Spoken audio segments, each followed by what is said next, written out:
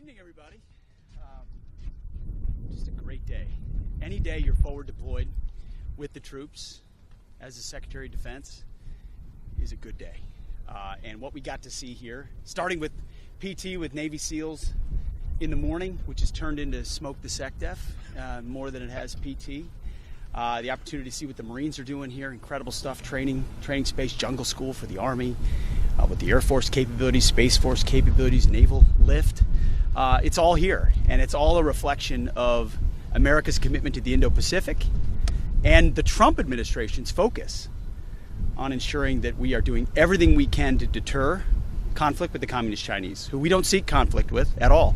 But we will stand strong in deterrence and will posture troops forward.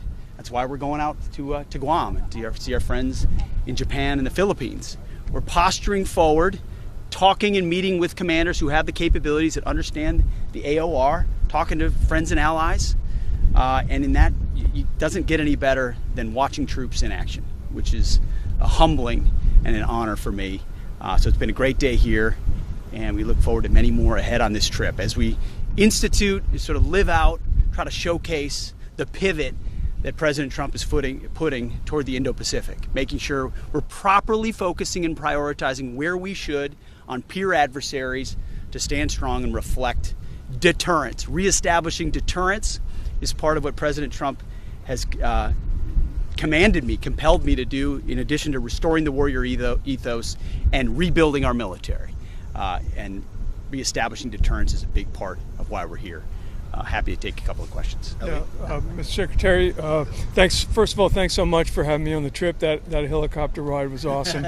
I'm sure my colleagues feel the same way. My question's on Taiwan. You mentioned deterrence.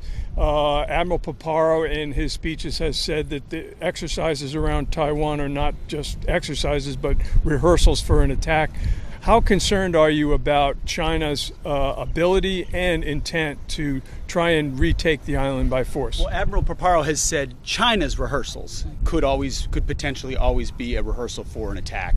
The rehearsals, the exercises, the campaigns we're doing in and around the first island chain are not meant to be the precursor to an attack. We're here to deter.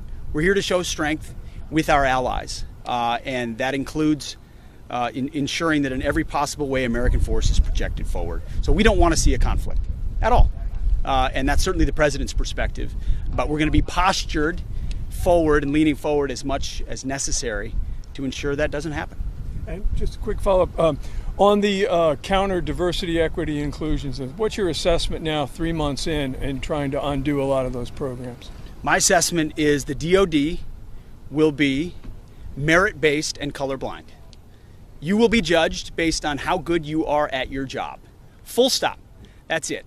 And so getting rid of diversity, equity, inclusion, DEI, getting rid of different standards was fundamental to getting back to basics. And that's what when I get a chance to talk to commanders here, that's what I emphasize. We're getting back to basics.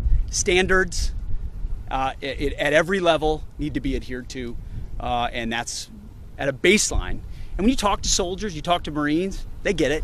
They get it. They've seen the standards slide under the previous administration. They watched, in many different ways how it eroded, or quotas were being met, or different aspects boxes had to be checked. Not anymore. The only box that gets checked in this Defense Department is lethality and your ability to do your job. Ellie? Mr. Secretary, the messages the White House called authentic did at the very least include sensitive details about targets and timing. Did you declassify that information before you put it in the chat? And are you using Signal to discuss operations as sensitive as the strikes against the Houthis on a government or a personal phone? First, all I would say is the strikes against the Houthis that night were devastatingly effective. And I'm incredibly proud of the courage and skill of the troops. And they are ongoing and continue to be devastatingly effective. The last place I would want to be right now is a Houthi in Yemen who wants to disrupt freedom of navigation. So the skill and courage of our troops is on full display.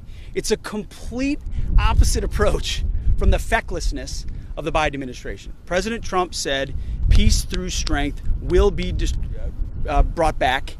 Freedom of navigation will return, and that's exactly what we're doing. As I also stated yesterday, Nobody's texting war plans, and that's all I have to say about that. So those same troops that you are proud of, do you regret putting information like the ones you did in the signal chat that could endanger those same American service members? Nobody's texting war plans. You're up. I know exactly what I'm doing, exactly what we're directing, and I'm really proud of what we accomplished. The successful missions that night and going forward.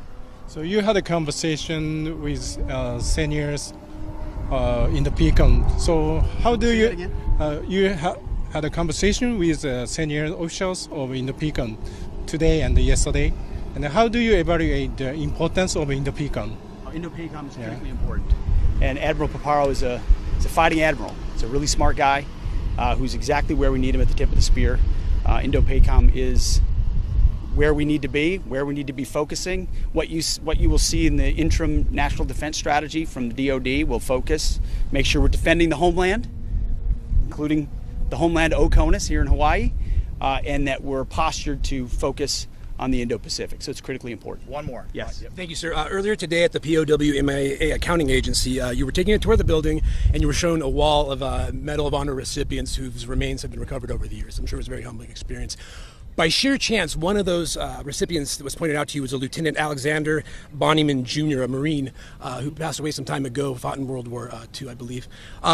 You said, wait a minute, I know who that is. And it turns out that by just pure happenstance, you obviously went to Princeton, and he also went to Princeton, and you remember studying him back when you were a student there. Yes. Can you tell me what that was like, and what a cool story. It's a cool story. So we were at the Defense Prisoner of War Missing in Action Agency, where they still commit to the legacy of those that have lost on the battlefield, bringing them home, identifying the remains, and making sure the families have that closure. We leave nobody behind. I was looking at the wall, and in this one particular unit, there was a lieutenant who was a recipient of the Medal of Honor. And I looked up and it said Lieutenant Bonnyman, and I just thought, where have I heard that name before? And then I realized at Princeton, there were stars outside some of the windows of the older buildings, and one of those was a window of a dorm I was in, maybe sophomore or junior year. And on that star was Lieutenant Bonnyman. I didn't know who he was. I remember researching, though, his name and that star, because I thought if his name's outside my window, I was probably an ROTC cadet at that point, I want to know who he is. And so they told me a little bit of the story there, and it rang a bell with me. I know I wrote something about him too when I'll have to find that and maybe release it.